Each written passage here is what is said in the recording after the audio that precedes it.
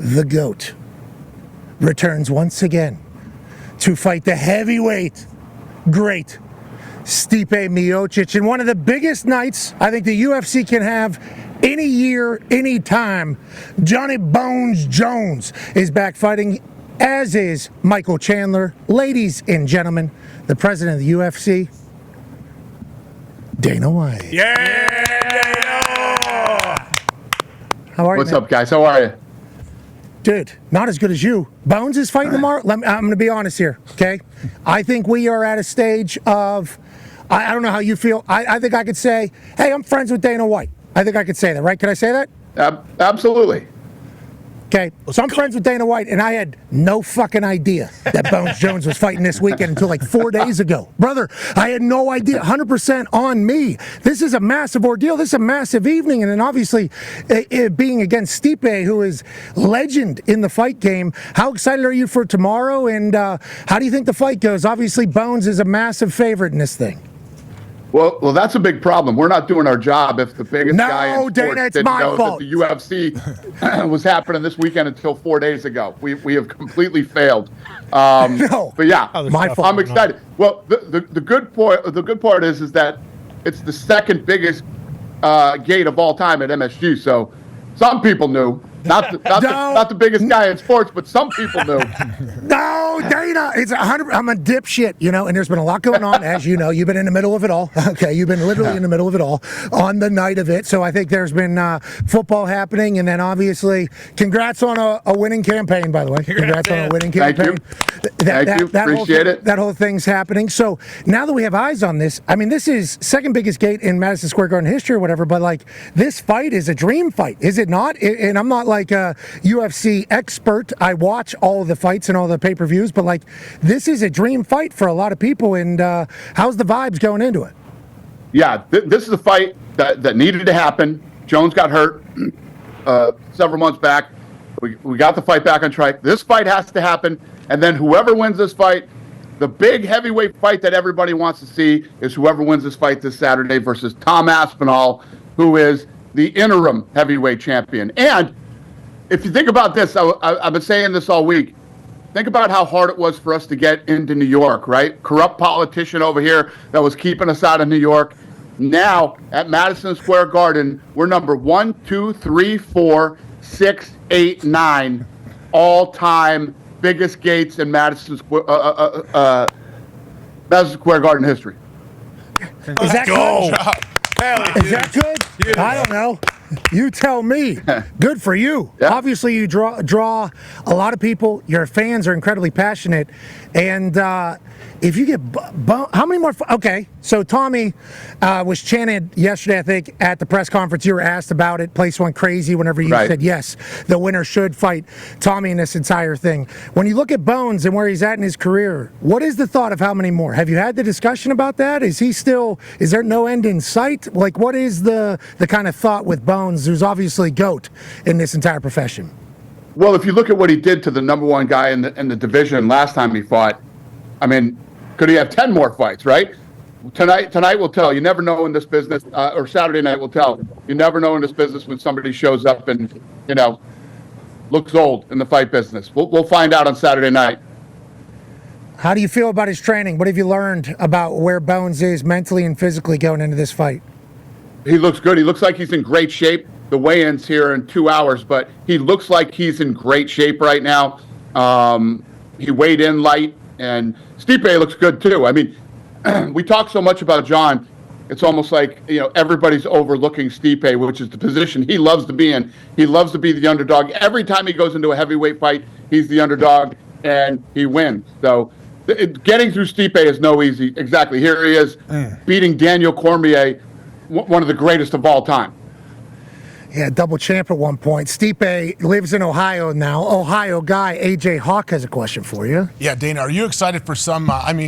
you get more and more fans every single day. I feel like the UFC does. But are you excited for some people to get to watch both these guys fight that may have not seen them fight a bunch, especially in their prime, which they both still very well could be. But people are kind of sleeping on them, I feel like, because they just haven't seen them recently. And what do you think a fight like this could do for both these guys? And obviously Michael Chandler, Oliveira right before him. Like there's a lot of big-time names who I think some people don't know a whole lot about. Yeah, everybody knows about Oliveira. He's a huge superstar for us, and Chandler. That guy's never in a boring fight. Neither one of them are. I mean, if you had to ask me, that's fight of the night already. We should probably already write their checks and give it to them now. Hell yeah. That's going to be fight of the night. But then the main event, you're not wrong about Stipe. Stipe's been out for a while. When he was active, people were sleeping on him, so they're really sleeping on him now. And you can't. I mean, first of all, sometimes when you look at the odds in this sport, I think the odds makers are crazy. Underdogs win here. They don't win in boxing, but they win here. And he is a very live dog on Saturday night. We'll certainly talk about boxing at some point in this conversation today because of what's happening tonight. But let's talk about Michael Chandler a little bit. And you talked about him never being in a boring fight. He takes pride in that. I've heard him obviously on podcasts. He's been with Bustin' with the Boys. He's been with everybody basically. And he says, like, I'm there to entertain. Like, I understand what's at stake. And he takes a lot of pride in being an entertaining fighter, which I think is why everybody was so jacked up being the guy to take on Conor McGregor coming back. And then obviously the weight. This fight gets dropped in. Him and Conor still on the line, are still potential or still going to happen at some point. But what was it like making the decision to give him another fight? Was he pushing for that? Were you pushing for that while the Conor thing was trying to come together? And how pumped are you to see him back in the cage after an extended hiatus? Well, I always tell fighters, your window of opportunity is very short. You shouldn't wait for anybody ever. I understand waiting for Conor because it's such a big payday for a fighter, but no, you don't sit around and wait for anybody. And people love to watch him fight, him and Oliveira, because they fight like Arturo Gatti. Those guys go out and just leave it all in the octagon. People love those type of fighters. Oliveira and Chandler are literally exactly the same in the way that they fight. And I'm going to tell you right now, I bet you anything that's fight of the night. Okay, and I assume it will be, and we should have gone to this. I'm telling you, Dana, we fucked this up. I fucked this up. I should have known that this was happening. I should have known this was happening. I am Arthur Jones, Bones' brother, played for the Colts, so I know that I'm like I was at his fight in Baltimore when he came out, did the Ray Lewis entrance. He's obviously electrifying, and he just toyed with a guy for 5 rounds, just having his time. And then I remember the entire run, obviously, through experiencing it through his family with Arthur Jones, of he had a Nike deal. He was on he was True. The guy. The fact that he's back, we fucked this one up completely. We should be there. We will definitely not do that going forward. Connor has a question for you, Dana. Yeah, Dana, obviously you just mentioned with John Jones, in this fight, the winner should fight Tom Aspinall. And then yesterday, I believe John Jones mentioned kind of the idea of fighting for fun after this fight. And, Pereira was thrown out there and kind of the idea of super fights going forward. Is that something you consider when it comes to what the fighter wants? And what did you think about what he said regarding all those future fights?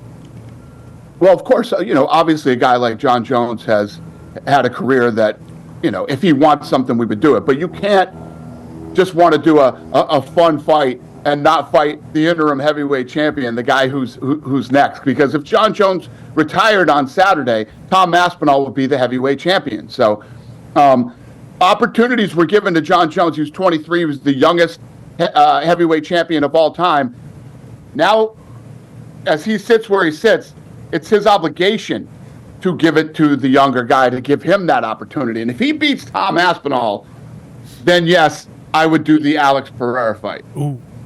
Okay, and do you want to just make any final claims about the pound-for-pound rankings? I know that's been a big storyline. Is he still number one? Yeah, you got any? As long as he is active in the UFC, he is the pound-for-pound best fighter in the world. Dominated the light heavyweight division, moves up to heavyweight, and his first fight dominates the number one guy in the world, and then we'll see how Saturday night goes. I cannot wait to see the internet's reaction. What a place, brother. What a place, the internet. Hey, let's talk about the internet real quick, can we? I think Rogan told a story about election night. You were sitting next to Elon, and Elon like said it's over or something like that before 4 hours early or something. 4 hours early. Well, what happened was he's on his phone and he's following some type of algorithm. I don't know what he had going on, but it was Pennsylvania. I want to say it said she was ahead in Pennsylvania, and he leans over to me and President Trump and goes, "They don't know yet," but and he's pointing at Fox. He says, "You just won Pennsylvania," and me and Trump were like, "What?" So then I had just done Tucker Carlson, and when I came back, they wanted Elon for Tucker Carlson. So they're trying to wrangle him and get him out of there. I didn't realize he was going to leave after that, but he literally said to me, he goes, "Tell him he's the 47th president of the United States." So he walked out and I said, "Elon just said you're the 47th president of the United States." So he you know, I couldn't eat. He was sweating it, but acting like he wasn't sweating it, President Trump. Then when we leave, we go to the convention center. 4.5 hours later, they call Pennsylvania and call him the president.